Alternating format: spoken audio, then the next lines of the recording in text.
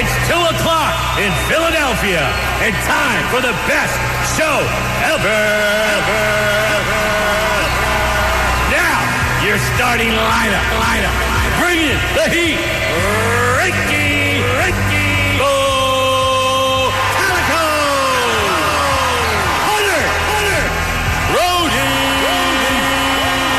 Jen Scordo. And finally, your host, Tyrone Johnson. It's the best show ever. On 97.5, the Fanatic, Philadelphia. Good afternoon, everybody, and welcome to the best show ever. The phone number to participate, 610-632-0975. A lot to get to today because people are all up in arms.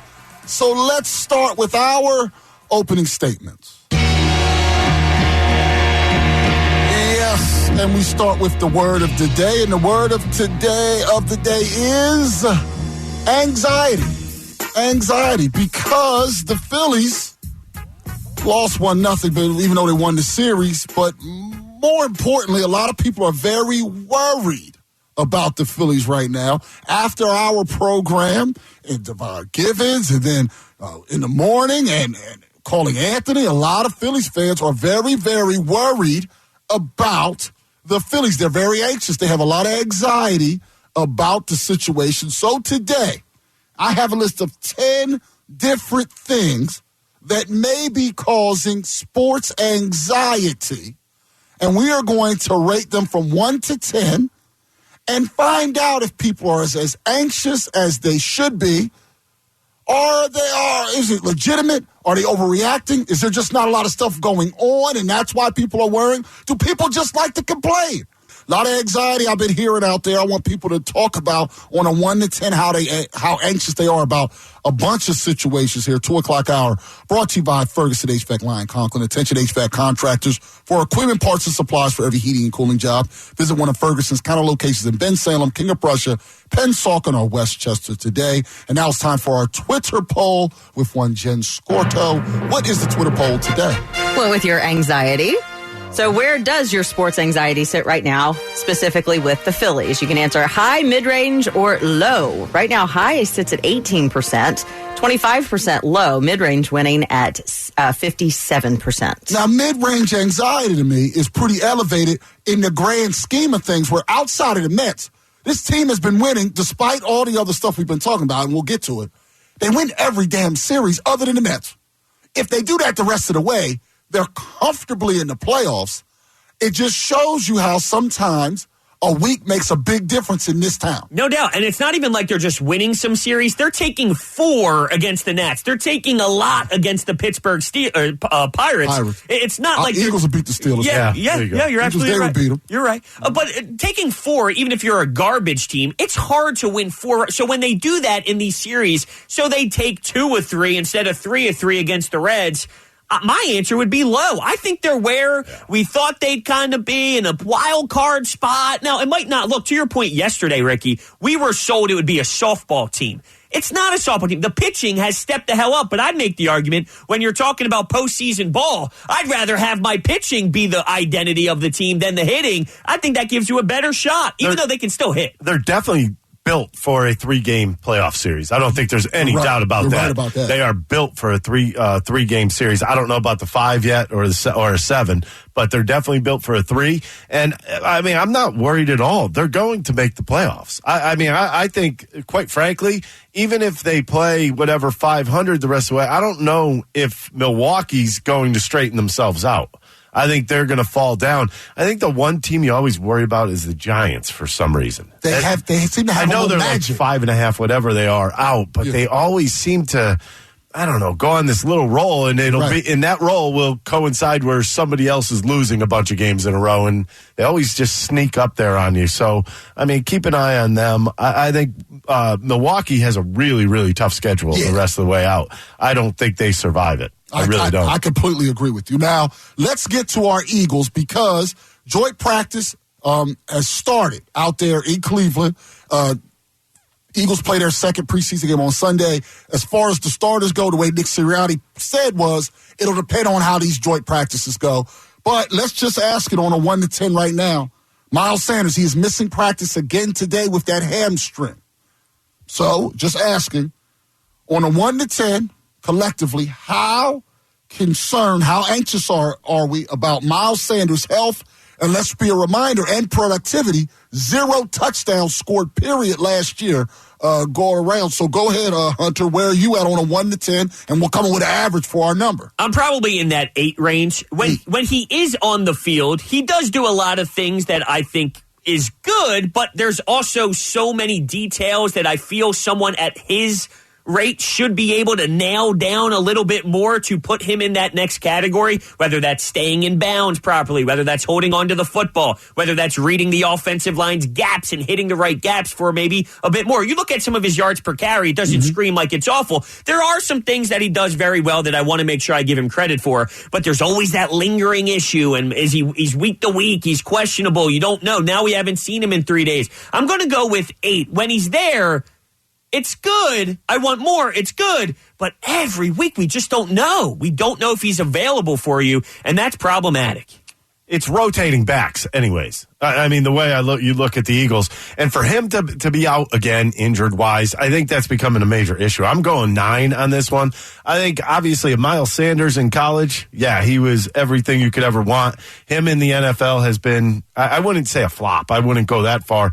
But, I mean, he even said that he wanted to prove something this season. He wants to prove to everybody of what his worth really is. If you're not out on the field, it doesn't matter. And quite frankly, that's my biggest issue. I mean, injuries last year, injury again this year. Not being around the squad isn't going to help him get any better on the field. How about the passing game? It would be nice if it can be utilized. I mean, at times you're thinking of Kenneth Gainwell in the passing game. I wanted to see Miles Sanders more incorporated in that department. It's a tell, too, for the defense. And their depth is already low at running back. To make sure I get to all of them, I'll also say an 8. So that's basically the average 8. The next one, the safety position. That is the weakest point on the entire team. They have yet to address it. That doesn't mean that they won't address it.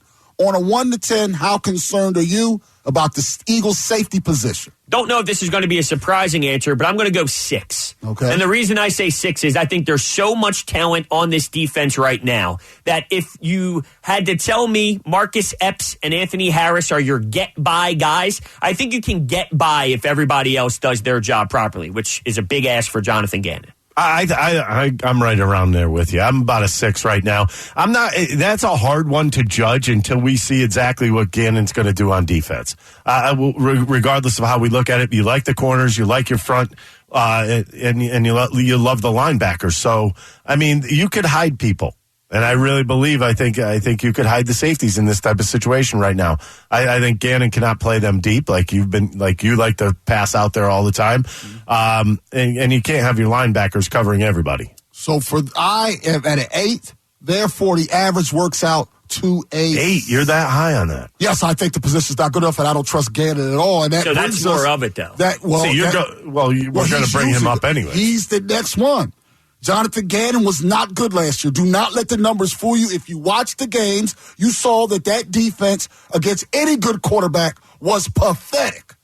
And it all culminated with the GOAT being up 31-0. Like that was the culmination of just Gannon not being good. How concerned, he has better personnel this year, for sure. How concerned on a 1 to 10 are you about Jonathan Gannon's just defensive coordinator ability? I'm going to go 7. I hated what I saw last year. I thought it was fireable at times, even though I knew they weren't going to fire him in the season in his first year. I'm just saying that's how brutal I thought he was. And, I mean, it's just ridiculous, some of the decisions he made. But I just feel that he can't allow for that to happen again. So I'm banking on that thought process.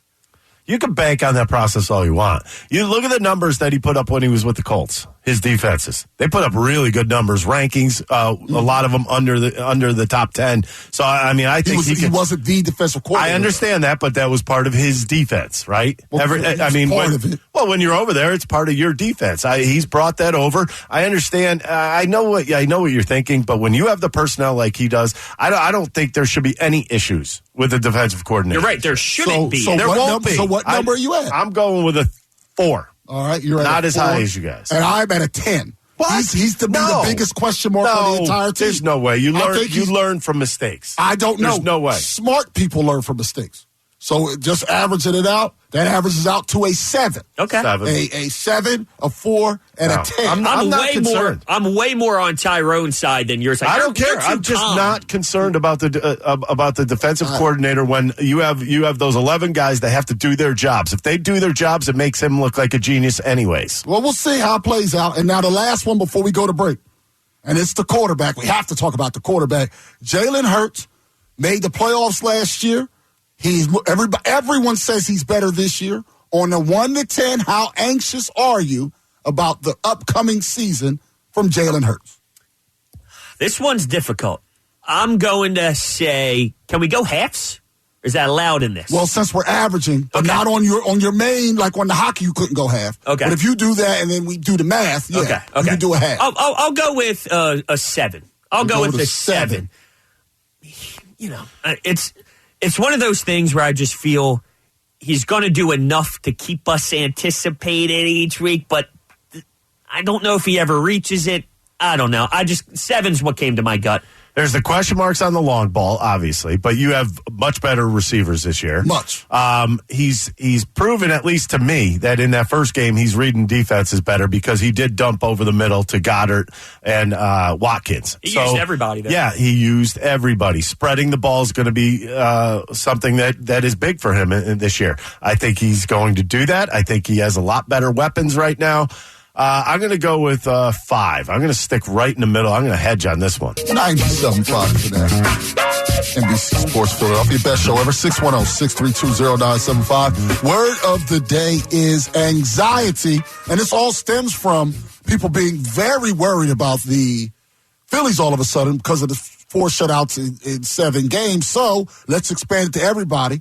Mike and Delran, you're on 97.5 The Fanatic. Now, Mike, I'm sure you're going to pick the Eagles, but I don't want to speak for you. Which sport would you like to talk about your anxiety? Definitely the Eagles. All right. So, go ahead. No, go ahead. That was just the one. It's Nope. You got to answer all 4. Okay, you got to take our survey versus us. So we'll start with the Eagles' safety position. Mike, you're a big fan. On a 1 to 10, how worried are you? 5. 5. I think the rest of the town should hide any deficiencies there for the most part. Yes. Right, so you are less anxious there than we are. Correct. Jalen Hurts. 10. I am, and here's why. Because his performance is going to impact future seasons, right? If we don't have the answers that we need, those 2 first-round draft picks are going to a quarterback. You know what I mean? But if he can show improvement, and we don't have those questions we had at the end of last season, oh, man, sky could be the limit. We use those draft picks somewhere else, like safety. All right. Like Next safety. one. Nice move. Jonathan Gannon's defensive coordinator ability. Yeah, I'm like a 7. I'm kind of closer to you. I think the guy might be an idiot, but we'll see. We'll see what happens. He definitely has better personnel, and I'm hoping that's going to help. I'm hoping he's not an idiot. All right, and the last one, he's missing practice again today, but this isn't week 1. Miles Sanders, his health, and let's remind everybody, he did not score a single touchdown last season. Yeah, I'm at a 9 with him. He's got to prove a lot. He's got to prove a lot, not just for himself. He's got to prove it to us. You can't be a top 10 back in the league and not have any touchdowns at all. Yeah, Birds. Yes, absolutely, Mike. I appreciate that. So, when it comes to the safety, he's less worried than we are. When it comes to the quarterback, he's more worried than we are. He's right in line with us about Gannon, and he's even more concerned about Miles Sanders than we are, and we're pretty concerned about it. The Sanders thing, though, let's say Miles Sanders doesn't pan out. It's a position where there shouldn't be that much fear because that's one of those you can plug and play. You can go find someone else, undrafted guy, Jordan Howard off the street, you name it. You can find a guy to be in that position that could, be at least serviceable. And with this offensive line, if you're a serviceable back, you're probably going to be above average because there's going to be a lot of room to operate. The way he looked at Jalen Hurts was less about it coexists, but it's less about what's happening this year. And he kind of had a full picture window of maybe a 2-year approach in a GM stance, which It is that important, though. It's the time right now. It's go mode for him. Is he going to be the franchise guy, or is this organization going to need to utilize more draft picks to get the real dude? And to go with Hurts, this is do or die for him. I mean, when you really think about it, if he goes out there and fails, he's done here. I mean, there's no question about that. That's where the anxiety would come in, I think, with the Hurts thing. Mm-hmm. But, I mean, with added weapons, anytime you add weapons to an offense, it's going to make everybody look a little bit better. If he can get these guys the ball, that's all he has to do. Get these guys the ball. What if he doesn't fail, though, but he doesn't do enough, and then you're back in this awkward position again where you're debating what's the move? And what is not doing enough to you? He's going to make the reads. He could run with the football. No, I can tell you what. Are you grading him on his on the deep ball? Is that the bottom line? No. It's not just about that. It's more complicated than that, Ricky. In that last season, they went 9-8 and they made the playoffs. Right, and that was a surprise because no one expected that going into the year. And they started very poorly and they finished strong. But then you have to balance out, look at some of the opponents, and more importantly, some of those quarterbacks that they played. Like being able to play Washington when Washington didn't have their first 2-3 quarterbacks, and they had to go find a guy off the street, and they started a game. That kind of good fortune, you don't usually get 2 years in a row. So it's a matter of, so when you take that 9-8, you go, okay, and then you saw the playoff game, obviously. When you put it all together, it kind of makes it it makes it harder to evaluate. Because if you just looked at it on paper, you go, wow, they overachieved as a team. He was the starting quarterback, A+ to the quarterback.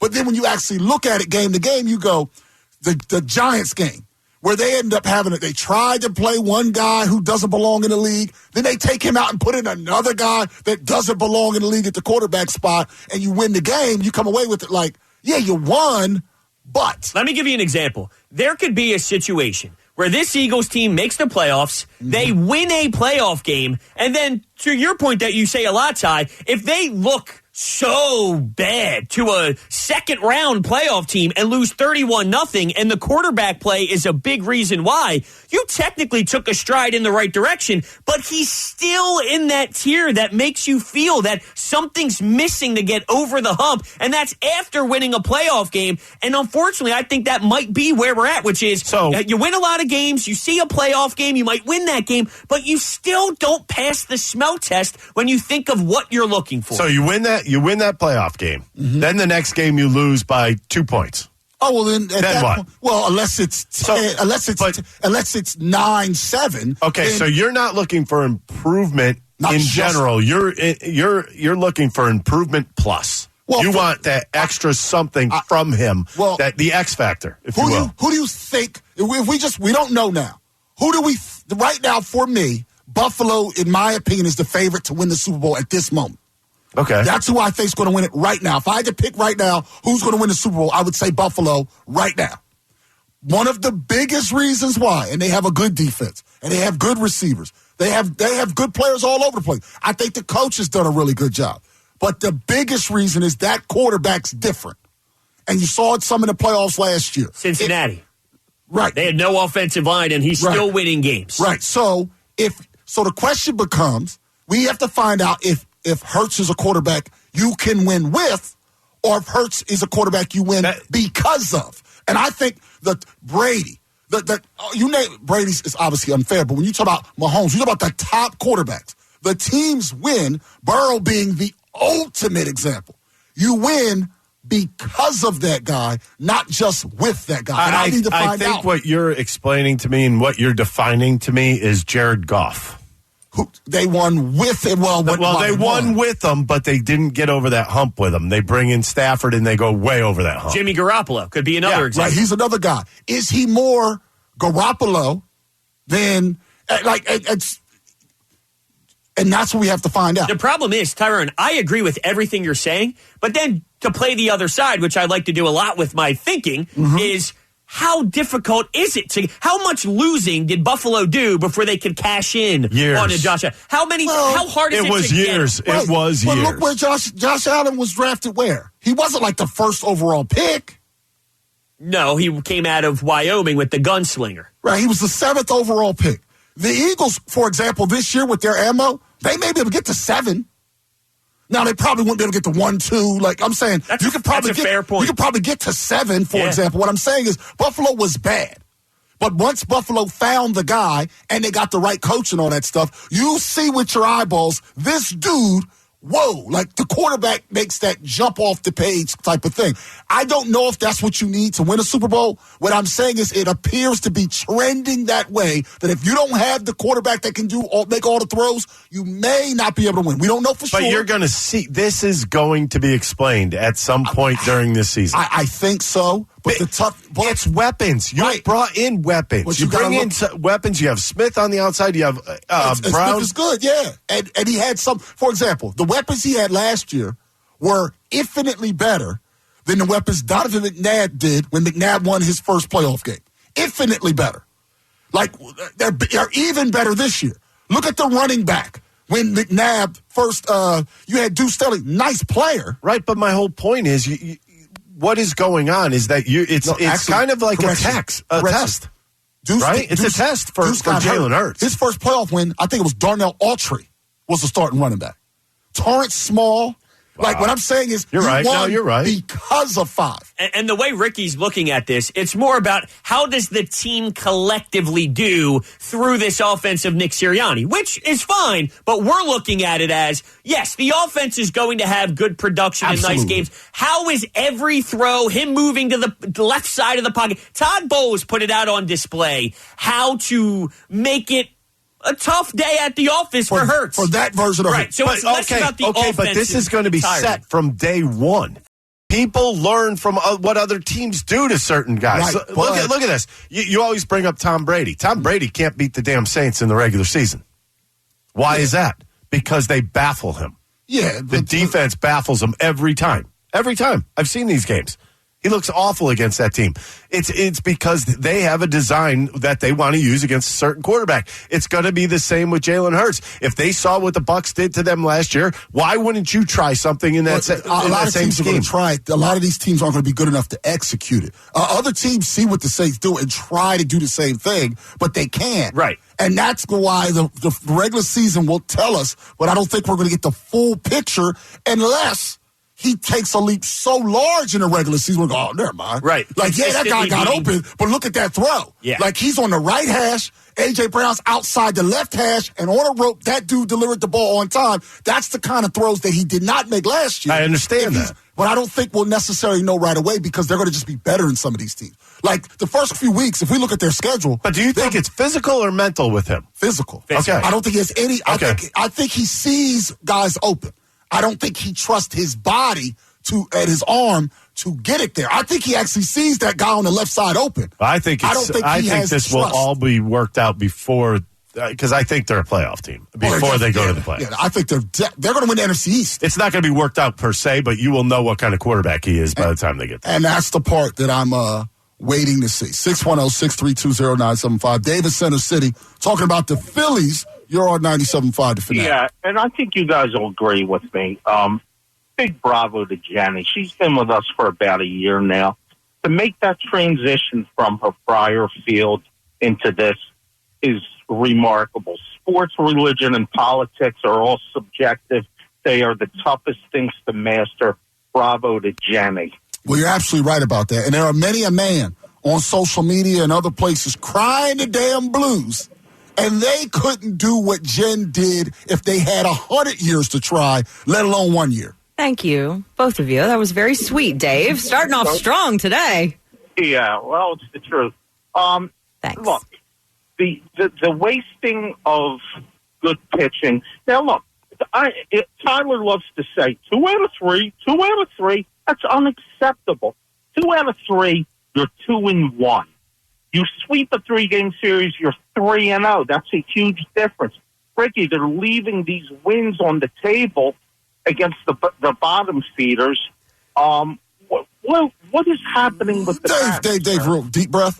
If you win 2 out of 3 all year long, you win 108 games. Yeah, that's why we say it's good enough, because if you play 100, that's why we said outside the Mets, right? They keep winning all that. It is significant that they win all those games. It is. common thing, the common thread when you go into spring training is win the series. That's the only thing you want to do is win the series. Yes, you will sweep some series every now and again. It's not easy. It's still baseball. A lot of things happen in baseball. You look at yesterday's game. I mean, it was just ugly from the get-go. Both teams looked bad offensively. And if you're going to say Lodolo's an all-star, I'd say you're crazy. And I think the Phillies should have banged him around the ballpark a little bit. So if you're judging on yesterday's game, that's fine. Yes, they should have swept that team. There's no doubt about it. But if you judge season-wise, 2 out of 3 is as the song goes, 2 out of 3 ain't bad. 2 out of 3 is good. Yeah, it's just for me, it's kind of just the math. And that's why it's important that now had they lost that first game after we didn't early in the game when they're down 2-0 in that first game. If they lose that game, have that middle game where they explode and then lose the third game, we look at the series completely differently for good reason. Because you went and lost the series to a bad baseball team. They won the series.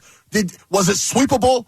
Absolutely. But they're not the only team that loses once in a while to a bad team. Cincinnati's going to finish with 60-plus wins. They beat somebody. You have to win every once in a while. Yeah, right. It just works out that way. And what do they call it? You're going to win 60. You're going to lose 60. It's the rest of the games what you do with it, whether you make the playoffs or not. Right. That's roughly how it goes most of the time. And we already know, and I know that's tough for some people to accept, they're not one of the elite teams in baseball yet. But I see where this is coming from. I don't know if these people are ticked off because the Mets are in first place. Is really what it really comes down to. If I told you when the season began, it'll be August 18th, you can sign on the dotted line that you'll have 65 wins and be second place in the wild card, and that's even after losing someone like Bryce Harper who's going to return in September. June. Everyone would sign up for it. This is a good spot to be in based off of what the expectations were, all the horrible baseball we've been watching year in and year out. It's a nice spot to be in to embrace a good Phillies. It is so much better. I mean, I can't even tell you the amount of times I snapped in the last 3 or 4 seasons on TV and in the post games. This year has been kind of mild for me. It's kind of enjoyable. I mean, there were certain years with Brandon Workman coming into ball games that it was not fun, and you knew it was tee-off time. I mean, right now, the Phillies have a lead after 7. You're in that game. Right. Or even if it's a tie game at that point, you know your team's going to have some opportunities to score and the other team's not.